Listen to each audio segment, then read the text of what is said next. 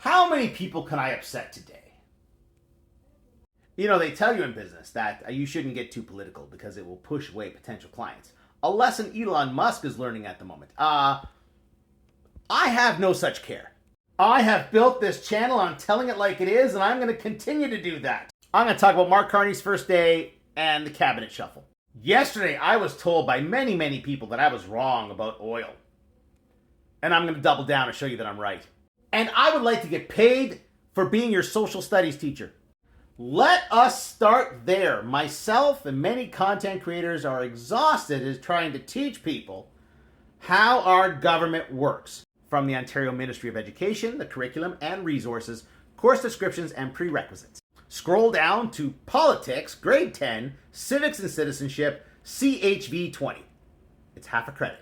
Here is the overview of CHV 20. Now I think it's ironic that they have bad grammar here. I will correct that as I read it.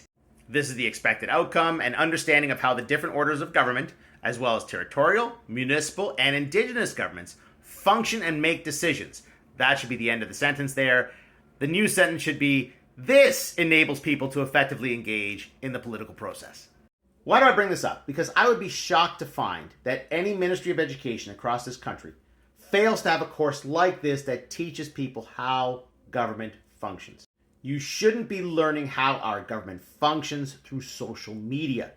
Look, I get it. This wasn't the most exciting class. That it's slipped your mind. Totally understandable.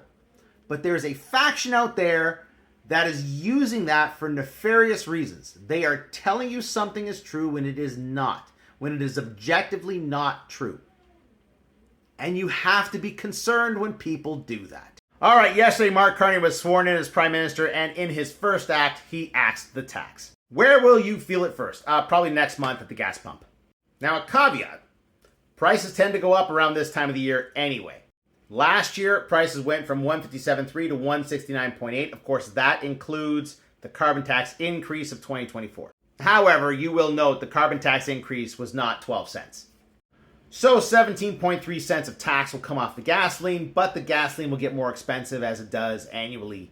Anyhow, it'll probably be 10, 12 cents difference. Basically, you won't see an increase from where the prices are now to where the prices are next month. That's right, he'll have axed the tax and you'll notice nothing. It'll be most notable in May when the CPI for April comes out. Will you feel it in your pocketbook? Yeah, probably not. All right, the cabinet shuffle and a little comment about Jagmeet Singh. I'm not going to go through all the appointments, just some moves that are quite telling. As you have heard, Mark Carney was an advisor to the Trudeau government, and he has made it quite clear that quite often they did not listen to him. I think these cabinet appointments tell you exactly who listened and who didn't. Off the top, Mark Miller is out.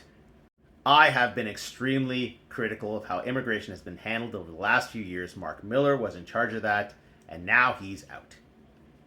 Speaks volumes. Karina Gould is out. Yeah, I'm not heartbroken. Jagmeet Singh is. In fact, Professor Apple Potato is quite upset about everything that's happening right now. I'm going to reiterate, I'm an NDP voter. I'm going to be happy to see him gone. Yes, there have been some accomplishments that I can credit to him, the pharmacare, the dental care, but he has handled certain situations very poorly. He's handling this transition very poorly. I don't think he's cut out for federal politics.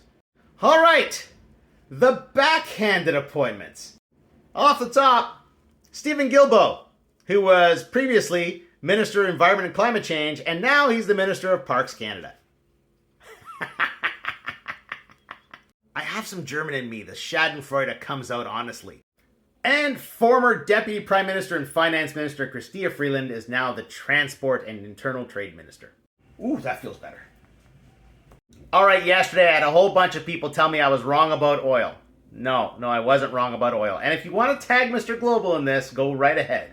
To reiterate, I said that the Government of Canada and the Government of Alberta do not sell oil. It is a private enterprise. They pay royalties to the governments on their business. Now, I don't want to suck up too much time on this and make this episode go really long, but this is the Canadian government revenue from oil and gas royalties, okay? Look at that, 2018, $340 million, and you can see that's not far off from other years. And again, the Trans Mountain expansion cost us $34 billion. At that rate, it would take us 100 years to break even on the cost of the Trans Mountain expansion. These are the royalties that are paid to the government of Alberta. That's $16.879 billion just from the oil sands. That's almost $4 billion in regular oil. Why isn't Alberta going ahead and building all this infrastructure if it's so profitable? Or a better question, why aren't these companies pooling their profits and building the infrastructure themselves? Maybe because that investment doesn't make any sense for them? Again, if you're on TikTok, you can tag Mr. Global in the comments. If you're watching this on one of my other platforms, send him a link.